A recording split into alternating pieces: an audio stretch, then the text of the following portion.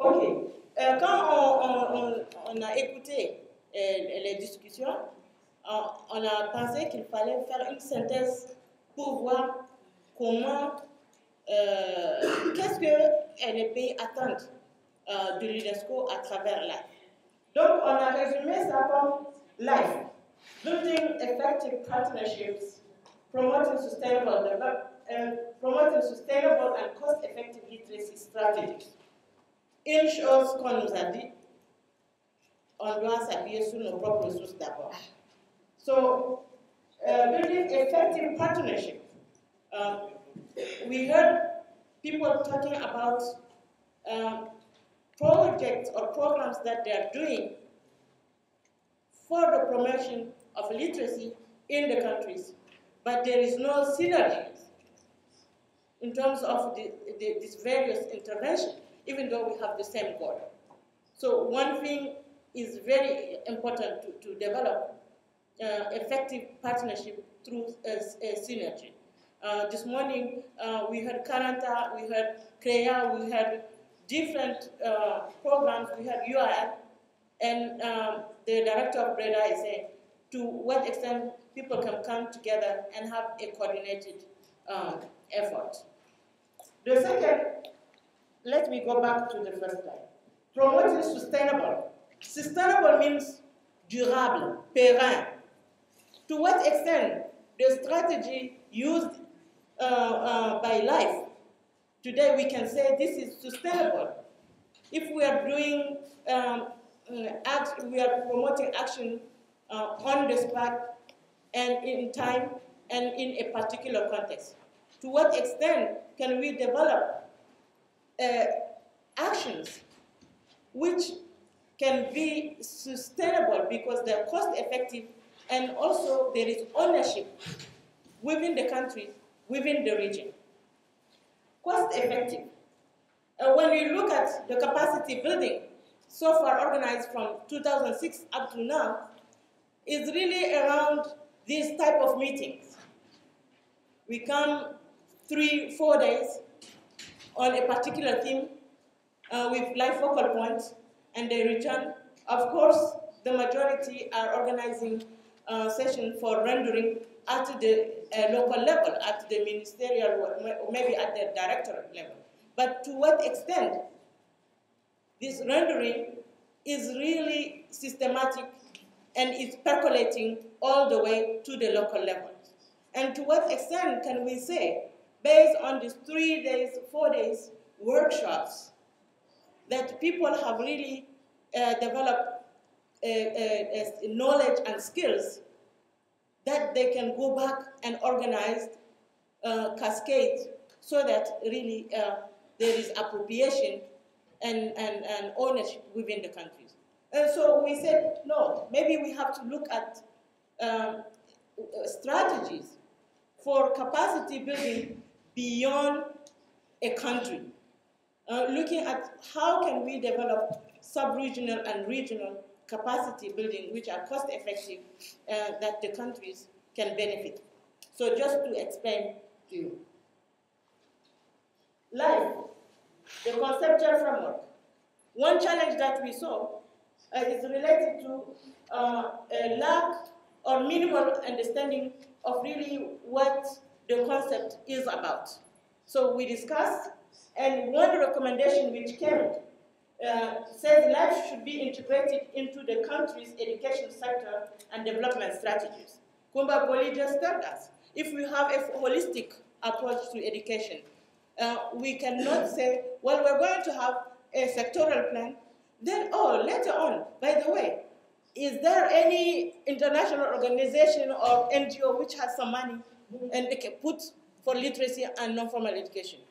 But if it is strategically built in the national education policy, therefore the national education plan will take it, and therefore there is going to be deliberation with regard to financial resource allocation within the Ministry of Finance and Planning, and also for the benefit of all the subsectors of education, which means that at the national level we do not have to even discuss that. So how are we going to advocate for a sectoral approach to planning. The second, we should not go into the countries and say, we have life. By the way, can we develop a plan for life? No. What is your national literacy and non-formal education policy? And what are the areas that need to be strengthened? And therefore, UNESCO has technical assistance that it can provide in this area, and that's how we should view it. Okay, life should be integrated into sectoral strategy through UNDAP, UNIS, and one UN perspective. And the sectoral approach, we have talked about, really when we talk about literacy and non-formal education, it's as if education is the only sector we should take this burden.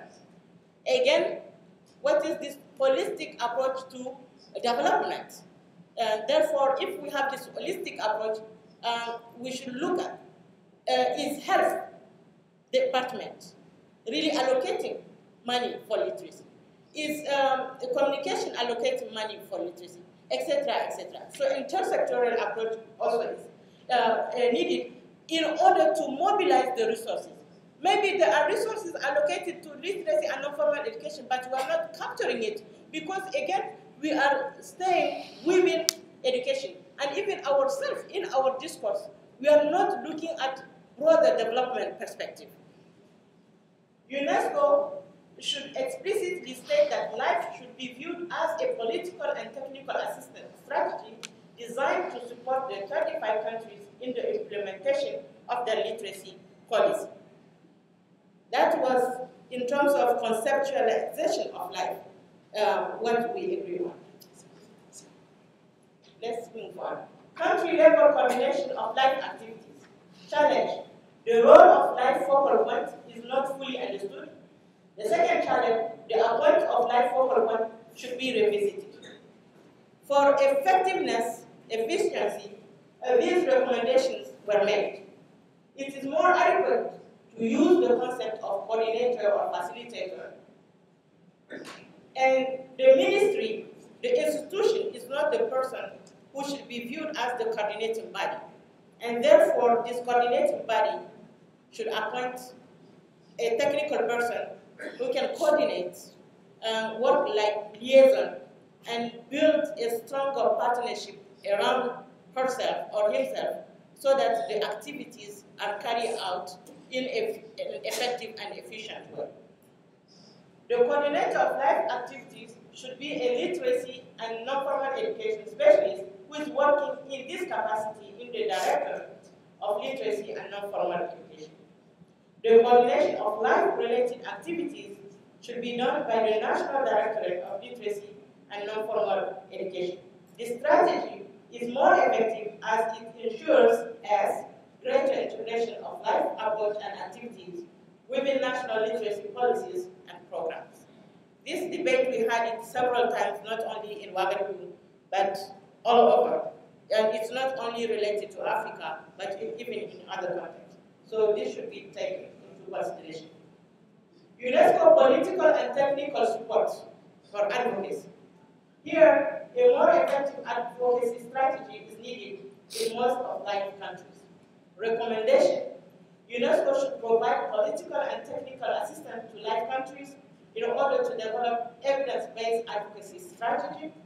UNESCO should also help life countries conduct qualitative and quantitative research to establish not only the scope of literacy challenge, but also the correlation between literacy acquisition, development of literate culture, and the improvement of quality of life, poverty eradication, and socio-economic development. This, my friends, is related to really internal and external efficiency. We only focus on internal efficiency, but to what extent can we say that literacy programs have also external efficiency? And therefore, we need to carry out, yes, the traditional type of research related to literacy to assess the scope, to assess the program, etc. But we need to also do impact analysis. And I would like to stop a little bit on the concept of impact analysis.